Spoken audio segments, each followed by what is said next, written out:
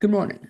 This is the BLAINESWORLD webcast that can be found each week on Facebook, YouTube, and LinkedIn. You can also listen in on Spotify or Apple Podcasts. And you get more information about this show and past shows at our website, which is behindtheblainesworld.net. I'm your host, Blaine Greenfield, and I'm here in my Zoom studio in lovely downtown Fairview, North Carolina.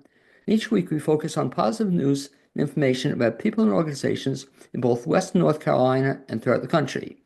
And toward that end, it's my pleasure to introduce Ed Knight, owner of EventQuip, for being my guest today. And Ed, I'm glad you could join us. Oh, glad to be here. Okay, and what you can do, you can also feel free to wave to all your fans and friends who are watching this. Hi. Okay, that's Ed Knight. And Ed Knight and I kind of go way back. Ed was actually one of my students. What was it, 1943 or 44? You can exaggerate and make it that far, but the reality is it was 42 years ago. We were talking about that the other night. I could not believe that. Little Ed Yeah, Knight. especially since that was your 39th birthday party I attended. Exactly, that you were Yeah. at. Anyway, Ed Knight got a start in the rental business by working his way through college as in a tool rental store. I remember that also. After college, he worked outside of the rental business for a while, but returned working for a video rental company. While visiting an industry trade show, he saw the potential for working with tents and party rentals. He's never looked back, starting with a few tables and chairs. And since that humble beginning, he has built a very busy and successful business. And so the question I always ask when I interview somebody for the first time like this is, as a kid, you grew up where? Hmm. Gotta love that. Bucks County, Pennsylvania. Okay. And when you're growing up in Bucks County, Pennsylvania, did you always know you wanted to be the head of a tent rental business? No, those things just kind of evolve. I always had an entrepreneurial Right, I spirit, though. remember that. Yeah. So I sensed that I'd be happiest if I wound up working for myself at some point. And So when yeah, was it? So working for yourself. So talk a little bit about your work experience. So we talked about you had some other experiences. When was the first time you actually worked for yourself or set up your own business? in the in-between season as a teenager, drivable, because I was at least 16 then. Bucks County, I worked on the neighboring farms as just labor, throwing hay bales, packing sweet corn in the middle of the night.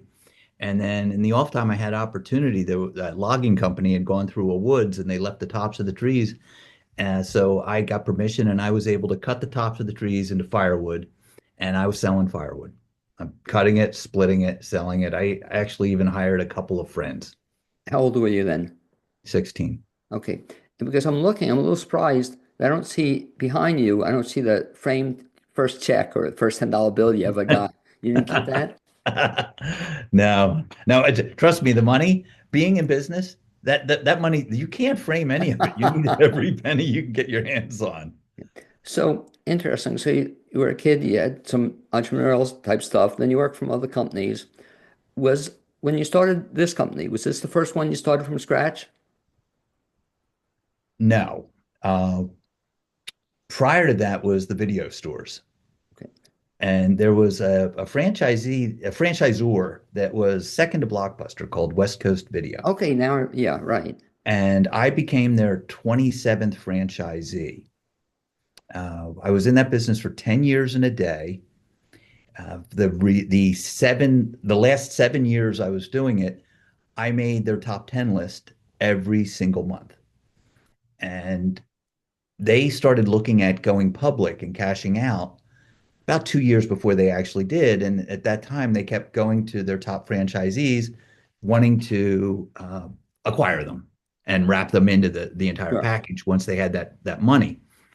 Which really, so the negotiation, it was almost a 2 year negotiation because they'd come with an offer and I'd be like, I ain't giving this up for that money. That doesn't make sense.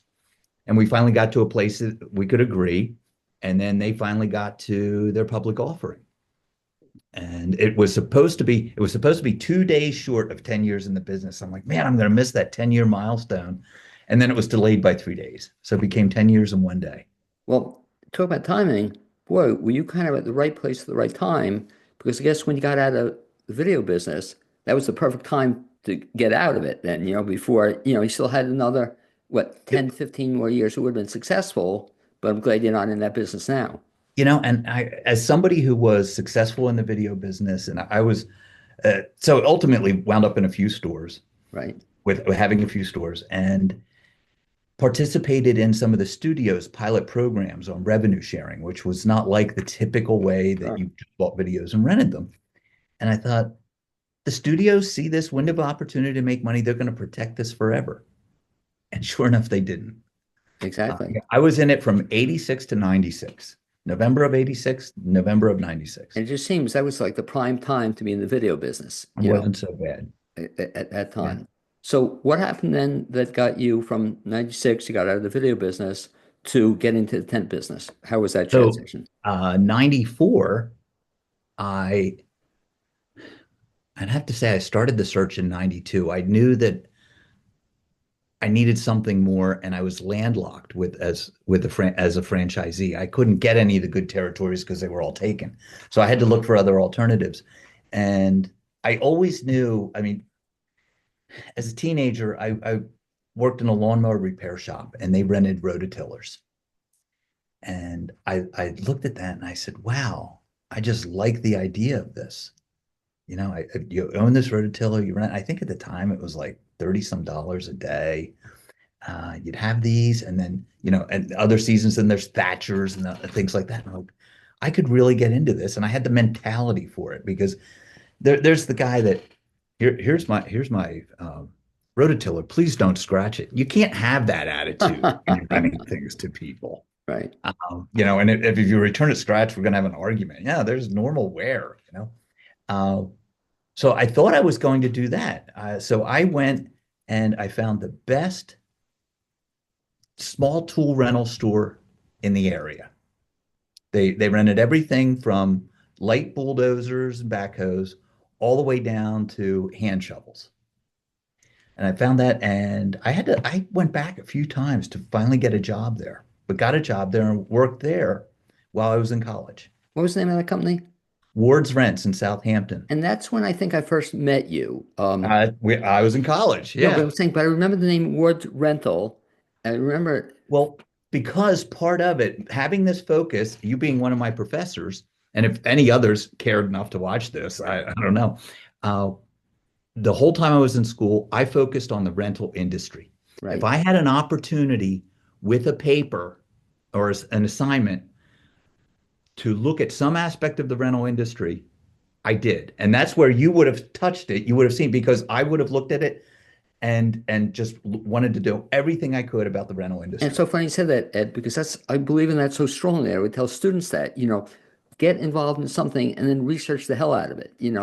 And so at the time, I have to say, and it's all coming back, that you were perhaps the only student at the time, and even afterward, that was ever, a big fan of the rental business. Who would have thunk? But really, I mean, it's so cool because I had never, it was not even on my radar screen. Who would think that this would be a viable business? And on top of that, somebody who would think that somebody would be interested enough in it to write papers, to be interested in it, and to work in it, but you were. I So had I had a laser focus in a broad sense, on the rental no, part. but to your credit, and if anybody's listening, in all seriousness, they should buy into that. In fact, I tell students the same thing too, that focus everything you're doing into something and tie it into you have paper for English, you have whatever it is, tie it into that. So I remember that name now. And so you went from there then. How did it become then EventQuip? So Ward's tool rental, right? I'm a mechanic there, I'm working there.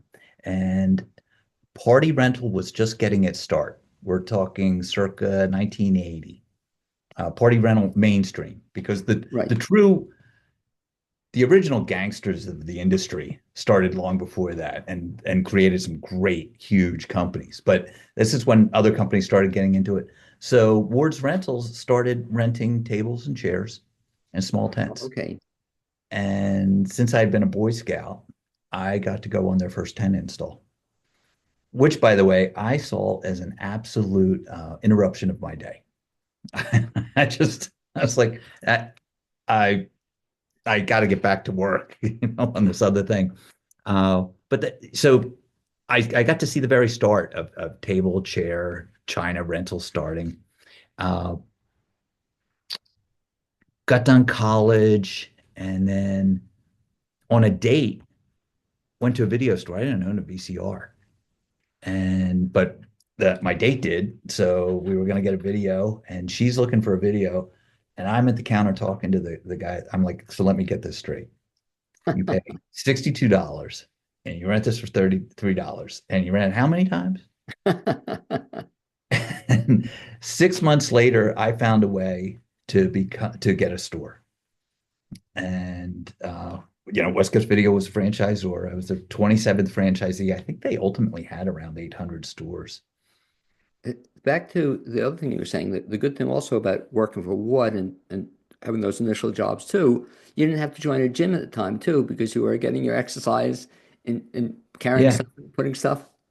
Well, yeah, that I never really, I did a couple of their 10 installs, but I always stuck with the more mechanic side of things, and then finished out school, uh, finished out school, the video stores, and then after a while in the video business, I was like, I need to go back and look at the rental agency. I went to John Ward because I was still friendly with the Right. guys there, and I went to him and I said, I wrote a paper and it talked about this trade association for the rental industry.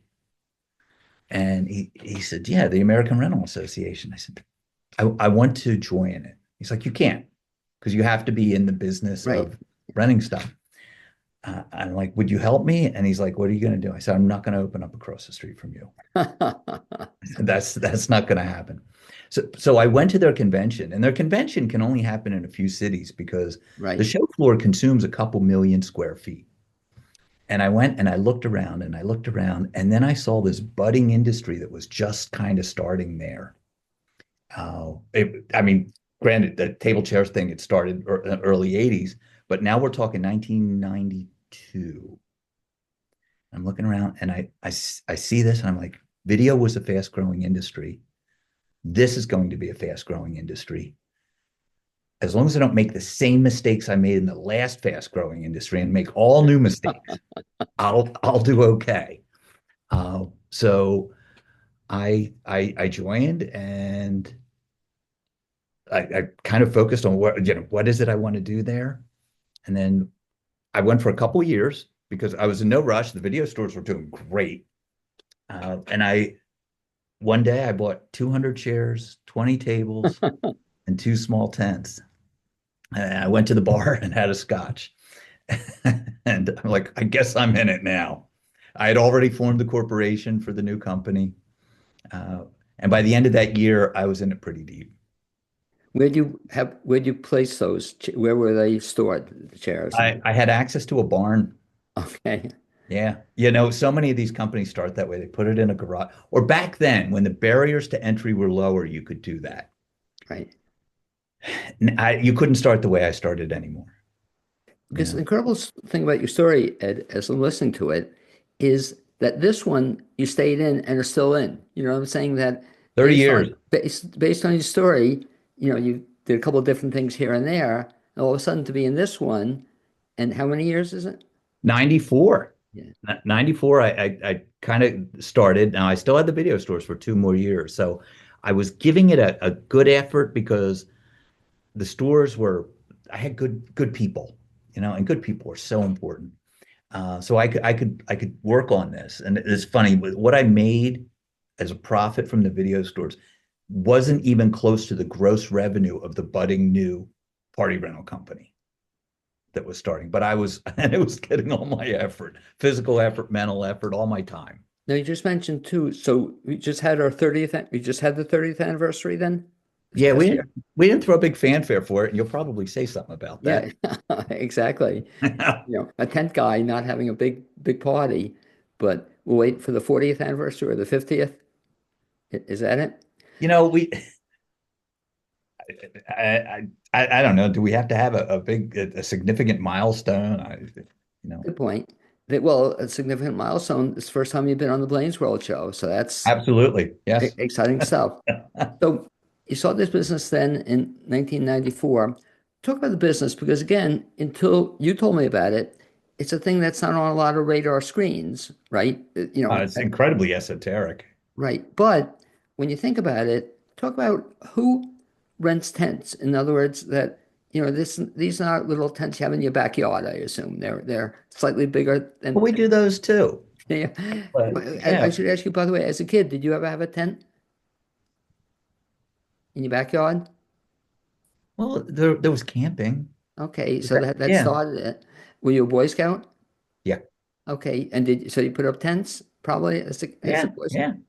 And So, I still to this day, I still own a camping tent oh, that do you really? I went through that phase of my life where I enjoyed doing that outdoor camping stuff. Yeah. And now I'd much rather just fly and get a hotel room.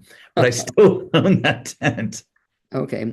So talk about then how the business got started. So you started out, I love how you started with just these chairs and tables and whatnot.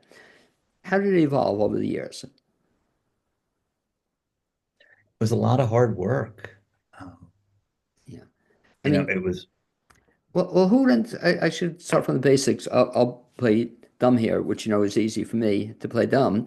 So, um, why would anybody rent a tent? In other words, and talk about the change in the industry from, people used to get married, for example, in hotel rooms. Then all of a sudden people could get married in a tent. And that's a large part of the business, I guess, weddings. weddings are a big part. Uh, and we really helped to grow the company with weddings. And then once you get even bigger, then you can get into some of the really big stuff, the 2,000 person galas, those kind of things. But you have to get to that level first because it's a pretty substantial tent. Uh, People will use a tent for one of two reasons. For let's say a wedding. One is to save money. And I got to say that that's a very difficult thing to do because you're bringing in a lot of infrastructure into your backyard. Yes, you can put up a lightweight canopy and have some people and everything can be fine. And I think the tent accomplishes one of the things there that you're trying to do. You're not al fresco anymore. You've now just made the whole thing more intimate. You go all the way back to why were the circuses, the initial circuses, the back George Washington attended a circus. So we're going all the way back to then. Why were they intense? To restrict admission. Interesting. It enclosed the space and it gave them the ability to sell tickets because it wasn't also open. It was a restricted space. Yeah. Uh, then the other reason for tents is because you want something that's never been seen before and will never be seen again and can be incredibly special. Those those are the very best tent jobs to do. What's interesting too, you're saying, and it's bringing back memories, that there's a circus that comes around to Asheville every year, and they're in a tent. And it's so cool. And we've gone through 3 years now, and just see it start from, incredible to start from nothing. Eh, Well, or you're talking, is it the likes of a Cirque du Soleil kind of Yeah, circus? but it's a much smaller circus, where Okay. they go in a parking lot and they put up the tent and they're there for 2 weeks. It's just great. So how else would they get that venue? Right, exactly. In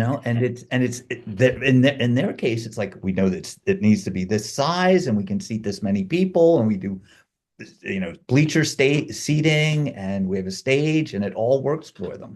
Have you done any circuses? No. Not yet? Okay. We say not yet.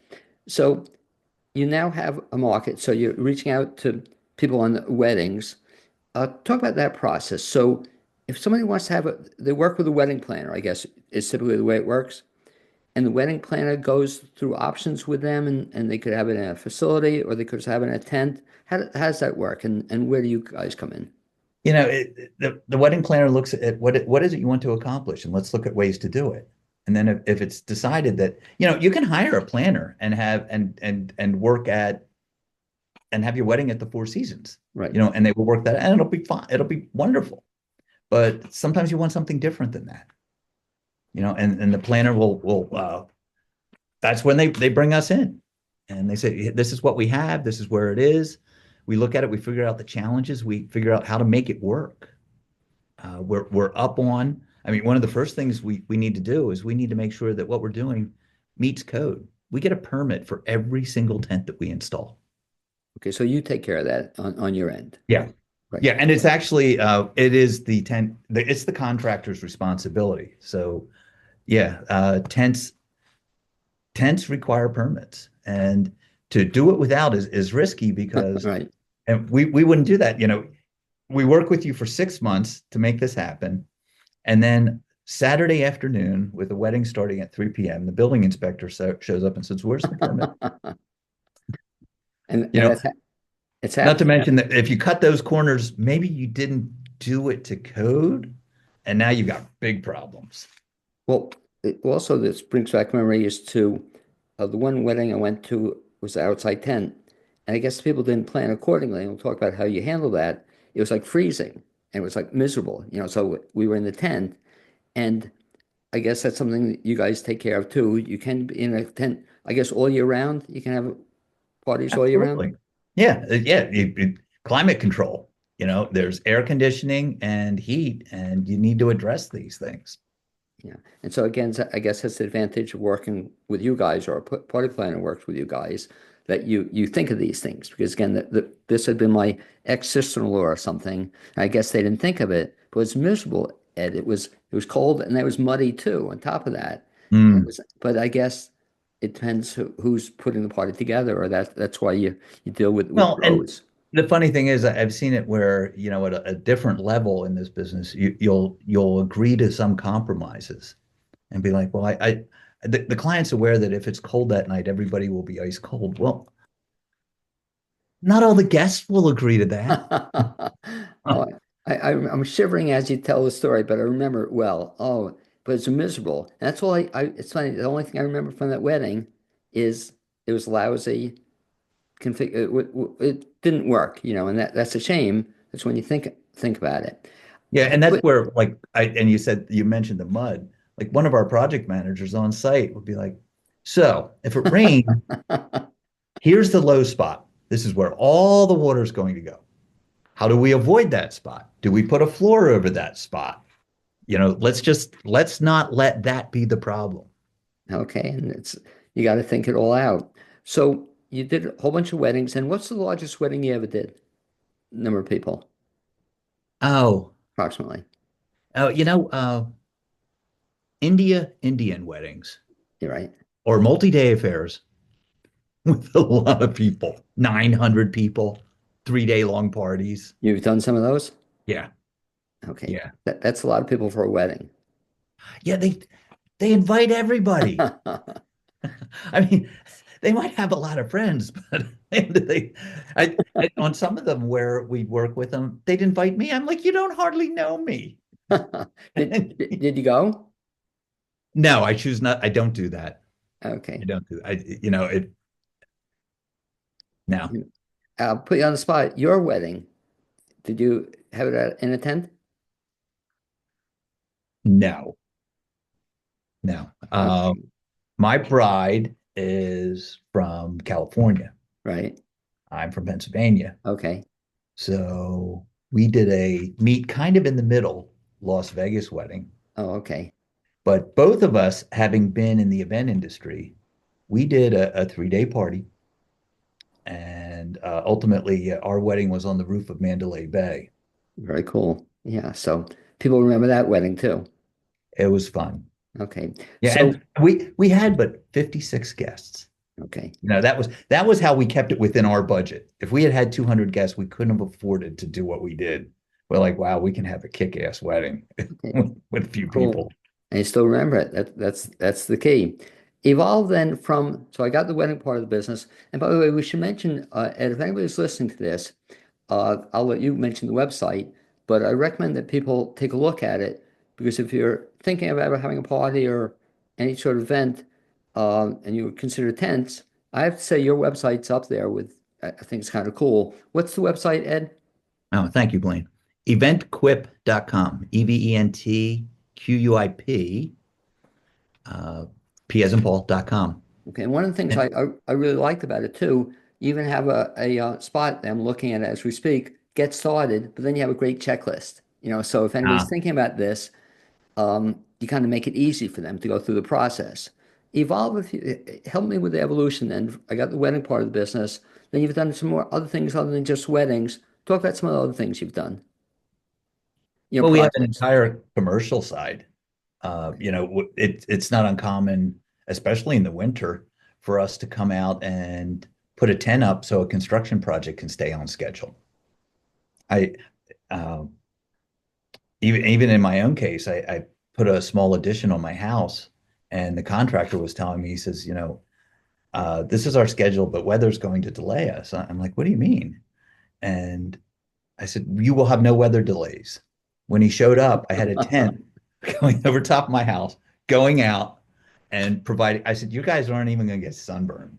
Well, same story you told me. It was a great story last week when we spoke. You were telling me about the same thing too, what you did when COVID hit. And it's a great Mm. story. If you just share that as well, what you Yeah, guys did I then. I actually, and let's see here, because I have that graphic that image. Uh, yeah, COVID was very scary if you're in the event rental Right. business. So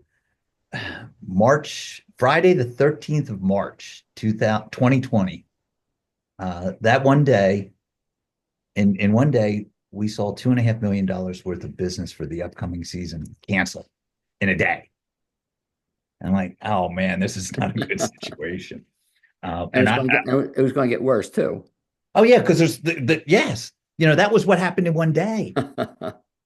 um, uh, this business being what it is and so unusual, that all the regional tent people know each other, and we're all talking like, what the hell are we gonna do?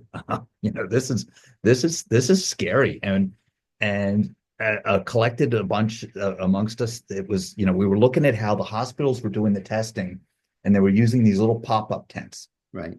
and like, yeah, they need a better solution, and we have a better solution. So we were banting about amongst our forums. There were CAD drawings going out showing drive-through testing tents and stuff. And I'm like, this is a great idea. And this is so Friday cancel. This is Saturday. Sunday, March 15th was when the federal government shut it down. That was it. Now things are really bad. Uh, Monday morning, I had 40 installers show up for work because we were supposed to start installing the Philadelphia Antique Show. It's at the time, it was a 37,000 square foot tent, fully floored, insulated walls. We had tractor trailers loaded, ready to go. And it canceled.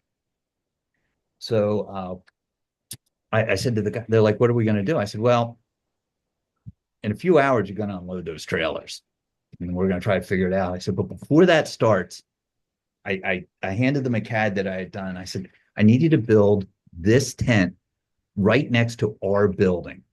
It was 40 feet wide, open ends. Can I show the image? Can I share Yeah, it? that'd be great if you can pop it up. I think So it was a two-lane. there you go. There we Yep. go. Two-lane drive-through testing tent. And we put the tent up, and there's our building. So right next to a commercial building. That's my car. That's my general manager's car. It's vinyl manager's car. It's one of the foremen. We pulled our own cars into it and sent the drone up and took some pictures. Had the sales team get with our hospital clients. So by 10 o'clock that morning, we had that photo to the hospitals for a serious shutdown that happened the day before. Doylestown Hospital, not far from us at all, called us and had us come over and put one up that day. Jefferson Hospital in Philadelphia had us come out the next day. We did the first testing tent in Philadelphia. And that very tent that was in that picture that I just showed you, that exact one, went down to Center City, Philadelphia. I forget the exact address at this time. And it's the tent that they were showing on all the morning television shows for the upcoming year, where the nurses are in scrubs doing TikTok dances in front of it. That one spawned well over 100 more testing tents. So we went from, oh my gosh, what are we going to do, to, oh my gosh, what are we going to do because we're going to run out of inventory. Well, And we did. We, in fact, rented every single tent we had. We ramped up our repair operation for fabric into full-on manufacturing. We now make our own tents. We were buying aluminum extrusions direct, skipping the manufacturers, producing our own tents so we could meet the demand. by the way, as we're talking about this, if somebody wants to be impressed also, again, we mentioned the website, but again, what's that under, Ed? If people want to see some of these other jobs you've done, what would that be under products or Portfolio, portfolio? Gotcha. Yeah.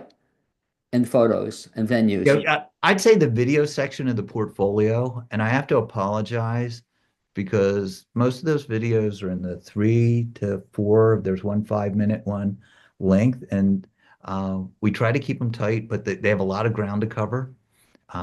We work with Cinema Cake, a local video production company, does a lot of our time lapses, and they have an amazing twist on they don't do a time lapse by mounting one GoPro camera in one location. They'll put GoPro cameras on different pieces of our equipment, and they'll fly a drone, and they'll do B-roll and just close-up stuff, and they splice it together, and they make some amazing building time lapses. By the way, not to put you under the gun, but I think you mentioned to me you have a short video you want to share with us, or is it ready to play? You want to show a Well, video? we had talked about the 8 ball No, video. no, no, the other one. It was just a 35-second video you wanted to show No, us. what I said, the 35 second was the 8 ball one. Oh, that was April. Yeah, yeah. We Okay. Well, I have to So for then. those, it's in case it's not obvious to everybody out there, we actually talked a little before this started. Okay. But I have to then, since we talked about it, and just knock my socks off, and I'll ask you to talk about that as a promotion. But one of the things to get your word out, I thought was so clever, is how do you promote a tent rental business? How do you make it kind of exciting or interesting? And I'll set you up for the story. I'll let you finish it and Well, show it. I think we can talk about the 8 ball because that was Right. fun.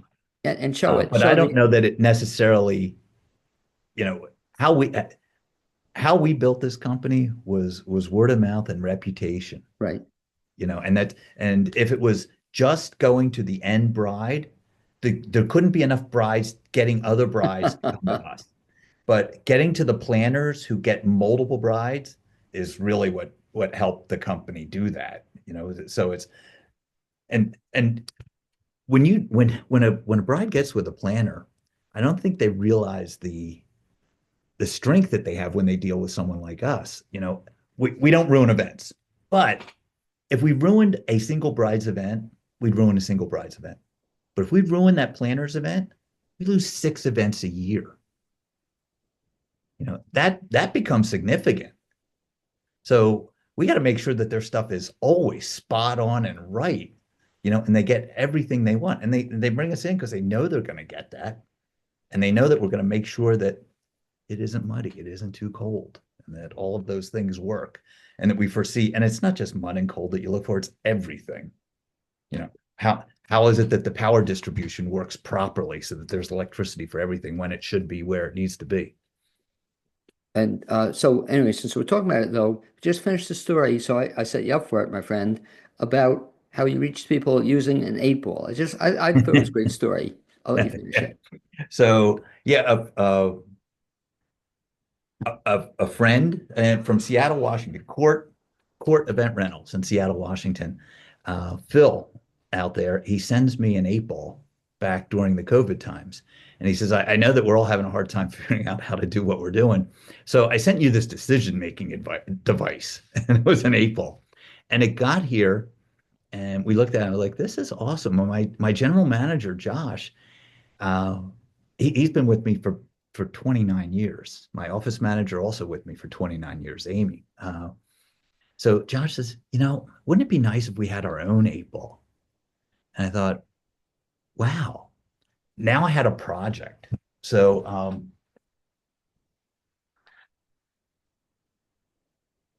where's the camera? Right there. It's the EventQuip, And yeah. then, yeah, there's the back of it.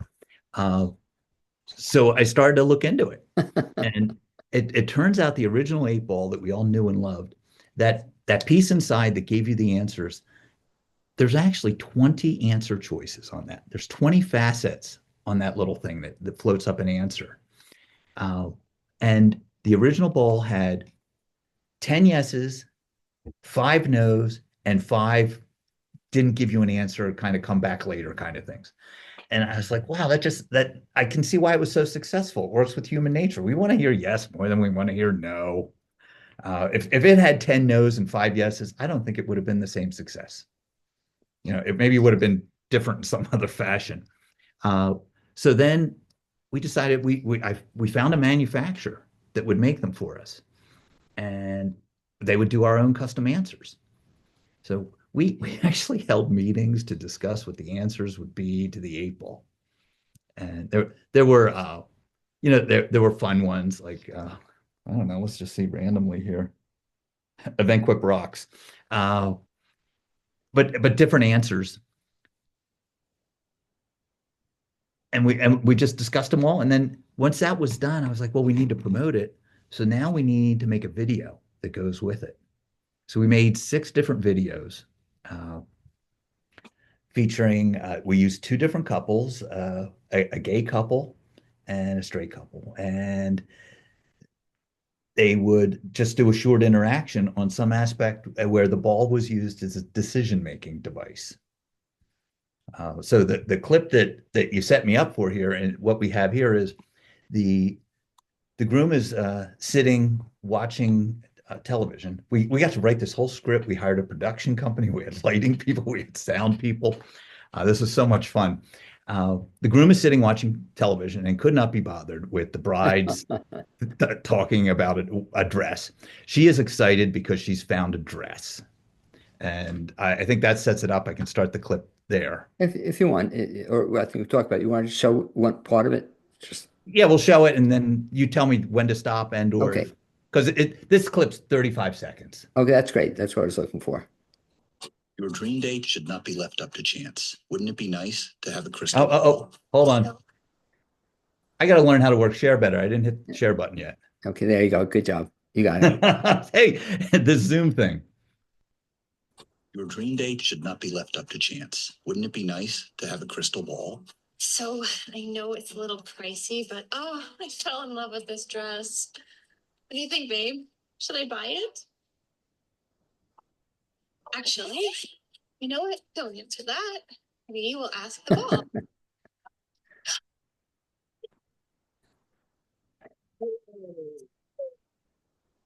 One day, one event, one chance.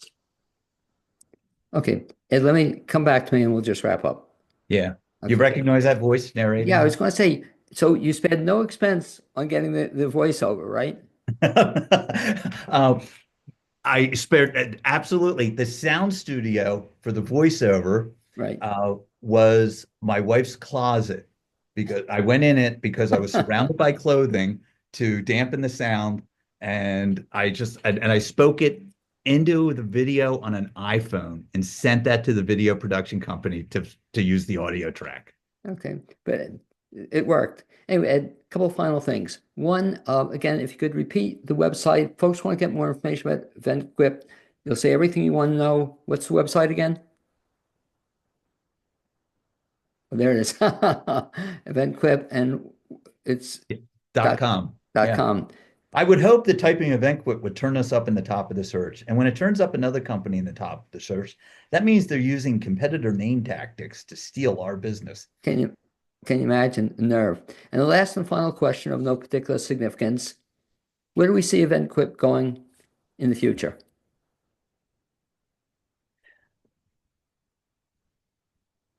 We are having a great time, doing a great job, and we just keep plugging along. There's innovation in the tent industry is slow, but we stay on the front edge of it.